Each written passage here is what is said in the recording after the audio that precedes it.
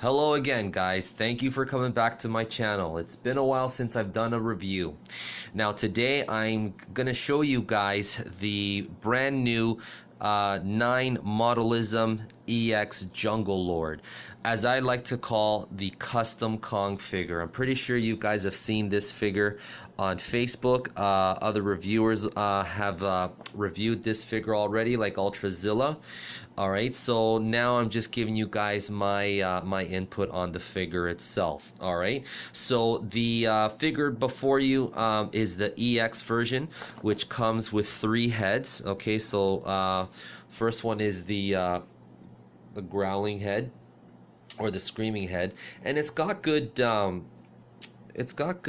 sculpting to it and things. It's pretty nicely detailed. Even the eyes, well painted, the mouth inside it, everything's pretty nice. And this is the growling head. Okay, so as you can see, it's got pretty nice detailing on it. Okay, the eyes too, very nicely painted. All right, and the one that comes with the figure itself, and here it is. Alright, now the parts are very easy to swap. Alright, also the hands too, so you get 3 pairs of hands. You get the closed fist hands, you get the open hands, and they're all nicely sculpted. Oops, let me show you guys very quickly. Alright, so a lot of nice sculpting detailing in the fingers and all that. Okay, and these are the hands to for gripping the tree trunk, if you guys can see that. All right, and this is the tree. Okay, now let's take a closer look at the figure itself. Now it's very nicely detailed. I mean, now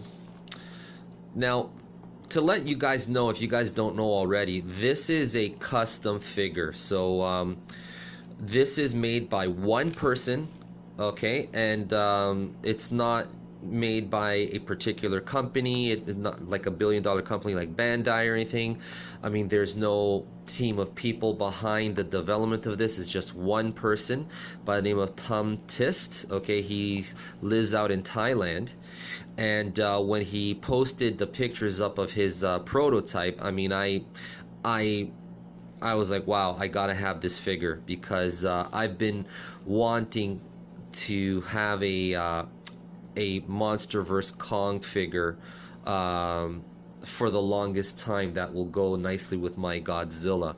And unfortunately, you know, Bandai and all those other companies, NECA, they've missed their chance on giving us a Kong figure. Okay, so finally, like an individual, you know, a private person answered at least my prayers and made a Kong figure. So he you know, he sculpted everything, and then he engineered the, you know, the articulation lines. Now I will say for you guys, to be fully honest with you guys, I mean, there are flaws to this figure. There's, you know, it's not, but it's understandable for the flaws because, as I was saying, you know, it's made by one person. It's not made by a company. Like there's no, you know, R&D development and all that sort of thing. Okay, so it's made by one person, and he used Tom reused Reveltech joints for this thing. Now I did the toy photography before doing this video, so as you can see, I mean, I was playing around a lot with its posing and everything, and yeah, things started getting loose. Okay, so just to let you guys know, I mean, this is, you know, this is what's gonna happen with this figure. Okay, but it doesn't break my enjoyment for this figure whatsoever. All right, so if you guys are hoping that this figure will be up to par with like Bandai and Mezco, you're being unrealistic. Okay, this is you know, this is made by one individual person, and you know, for one person to do this is a phenomenal job. I really like this figure.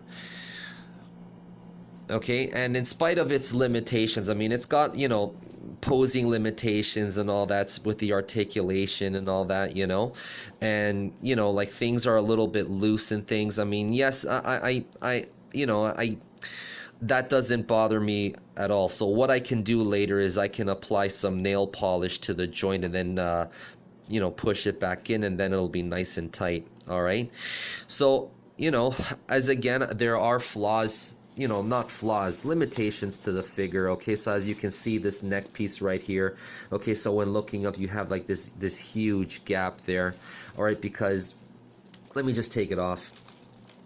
Okay, so as you can see, I mean, he tried engineering it in such a way where, you know, this is the neck piece and things.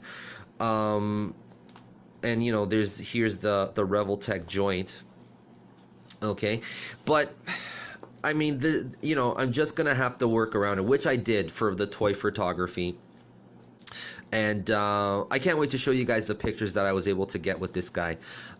It was a bit of work. It you know, wasn't easy getting him in the right pose and things, but it did the job for me. All right, so yeah, guys, so you can I will leave the link to in the description section below. If you guys are interested in picking this up, you can contact Tom, and you know, and then guys can go from there. Okay, so I just wanted to give you my my 2 cents on this figure. I mean, again, it's a really nice figure for a custom by one individual person. All right, and yeah, that's pretty much it. I mean, it's pretty solid. So Tom, thank you very much for this figure. I mean, I really like it. Now, before I go, let me just give you guys some size comparisons with this figure with my Godzilla. All right, so here we go. And as you can see, I like this is pretty nice scaling. Let me just, I just gotta move. Yeah, there you go. Move the camera a bit, and I like the scaling of this. All right, so I think this works very well. Obviously, this is not the 2020 Kong version. I mean, you know, that Kong apparently is gonna have a beard and stuff, but who cares? I mean, I like this. I mean, this I can work. I mean, I haven't done a Godzilla versus Kong photo with my Mezco Kong or anything like that, because, you know, if you just look at this, like, this is way out of scale. I mean, like, if this were accurate, clearly this Kong would pulverize Godzilla. All right, but so that's why I use this Kong with my 12-inch tall NECA Godzilla, and the scaling works okay for that. All right, so I mean, if you guys are wanting a Kong that will scale well for your s.h.monsterarts or even the NECA Godzilla, this is good to get, I think. Okay, so it'll look nice on your shelf, and for those of you guys who are doing you know, toy photography like myself, or stop motion, understand that there will be limitations and stuff that you're just gonna have to put up with and work through. All right, guys, so again, that's pretty much it for my video. Thank you guys so much for watching, guys, and I will show you guys the toy photography. And if you guys have any questions or anything like that, always leave that in the comment section below.